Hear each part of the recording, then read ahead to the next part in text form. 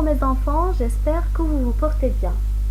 Dans le thème de notre dernière unité, parlant de la protection de l'environnement, on va voir une leçon de lecture sur l'environnement. Prenez s'il vous plaît vos livres, la page 108 et suivez avec moi. On va tout d'abord lire la question en haut dans le rectangle jaune. Ce document est composé de plusieurs éléments différents, lesquels? Alors quand vous voyez, on peut repérer le titre du document. On a aussi des titres des rubriques qui sont marqués en vert. On a des images et aussi on a des textes, que chaque texte est lié à une partie de l'image à l'aide d'une flèche. D'accord? En bas, on a à retenir, c'est un petit résumé, et en jaune, ce carré jaune représente un mini dictionnaire. C'est là où il y a l'explication des mots difficiles. Donc, on va essayer de décortiquer chaque élément en particulier. Je vais lire le titre. Les différents types de pollution maritime. Donc, suivant notre thème, on a déjà cité pas mal de types de pollution qui nuisent la nature, bien sûr. Aujourd'hui, on va voir l'un de ces types qui est la pollution maritime. Maritime, c'est-à-dire qui concerne la mer, c'est-à-dire la pollution de la mer. On va essayer d'étudier différents types de pollution maritime. On commence par le premier type de pollution, c'est les eaux usées. Je vais lire. Beaucoup de villes évacuent leurs eaux usées, les égouts notamment, directement dans les fleuves ou la mer. Ces eaux contiennent des déchets. Cela rend les eaux côtières particulièrement polluées. Alors, ici, les eaux usées sont les eaux qu'on utilise dans notre vie quotidienne, c'est-à-dire dans le lavage, le nettoyage et même pour les toilettes. D'accord? Comme nous montre l'image. Alors, c'est une ville qui évacue ses eaux usées directement dans la mer, bien sûr, ce qui rend les eaux côtières particulièrement polluées. Alors, étudions maintenant le deuxième type de pollution maritime, qui sont les déchets industriels. C'est quoi les déchets? Ça veut dire quoi les déchets industriels? Alors, les déchets industriels, ce sont les déchets que rejettent les usines. Alors, les produits chimiques dangereux utilisés par les usines sont souvent déversés, c'est-à-dire faire couler dans les fleuves ou la mer. Ces déchets s'accumulent, c'est-à-dire se réunissent, dans les plantes, poissons et crustacés. Les crustacés, ce sont des animaux aquatiques dotés d'une carapace, comme le crabe, les crevettes géantes, cigales de mer, etc. La majorité des poissons et des plantes marines vivent dans les bas-fonds qui bordent les côtes.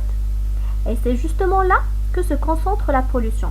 Ici, comme nous montre l'image, c'est une usine qui déverse ces produits chimiques dangereux dans les fleuves ou la mer. Alors, regardons le troisième type de pollution maritime, ce sont les algues vertes. Voilà comme nous montre l'image, ce sont des algues vertes. Alors, ce sont des plantes vertes qui poussent au fond de la mer.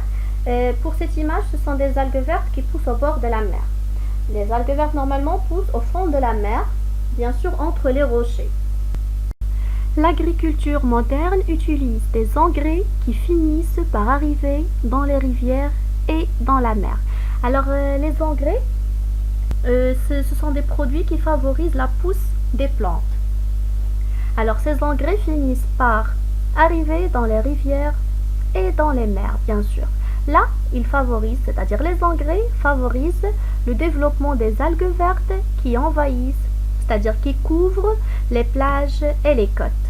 Donc, comme nous montre l'image, comme cet agriculteur utilise les engrais qui, bien sûr, finissent dans la rivière et dans la mer, qui va favoriser le développement des algues vertes. Alors, regardons le quatrième type de pollution maritime, c'est le dégazage. Ça veut dire quoi le dégazage?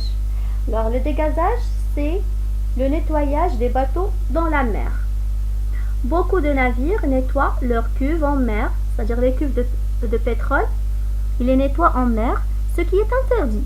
L'eau qui a servi à nettoyer est rejetée en mer avec les restes de carburant. Le carburant, c'est un produit liquide qui est utilisé comme source d'énergie dans un moteur. D'accord, voilà. Dans l'image, ça représente le bateau qui est en train de nettoyer ses cuves de pétrole. Et bien sûr, il rejette l'eau qui a servi à nettoyer ses cuves directement en mer. Pour le cinquième type de pollution maritime, ce sont les sacs en plastique, comme nous montre l'image.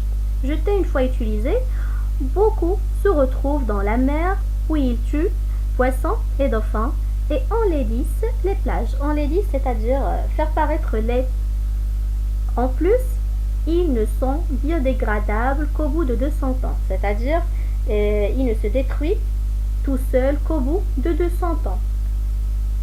Pour le sixième type de pollution maritime, ce sont les marées noires. Ça veut dire quoi les marées noires? Alors les marées noires, ce sont les taches noires de pétrole qui restent dans la mer. Et c'est vraiment très dangereux et ça pollue la mer. Quand ils font naufrage, c'est-à-dire la perte d'un navire par accident, les pétroliers causent de grandes catastrophes. Les marées noires. La mer est alors recouverte de pétrole. On passe maintenant pour voir le dernier type de pollution maritime, qui sont les déchets radioactifs, comme nous montre ici l'image. Ils sont produits par les centrales nucléaires et restent radioactifs pendant des milliers d'années. Longtemps, on les a simplement jetés au fond de la mer. C'est désormais interdit en Europe, mais pas en Russie. Les déchets radioactifs, ce sont les déchets qui contiennent des substances émettant un rayonnement ionisant. Ce rayonnement peut être riche en énergie et il peut représenter un danger pour notre santé. Alors ici enfin, en bas, on a à retenir donc ce qu'on va retenir après la lecture de ce document. 1. Les mers et les océans n'ont jamais été autant pollués qu'aujourd'hui. C'est-à-dire qu'après le développement et l'évolution de la technologie, la nature est devenue tellement polluée. 2. Les côtes où arrivent les produits polluants et les déchets déversés par les hommes dans la mer ou les rivières sont particulièrement touchés. 3. Or, c'est sur les côtes et les bas-fonds que vivent la plupart des poissons et des plantes marines. C'est-à-dire la place la plus polluée, c'est au fond de la mer. Et 4.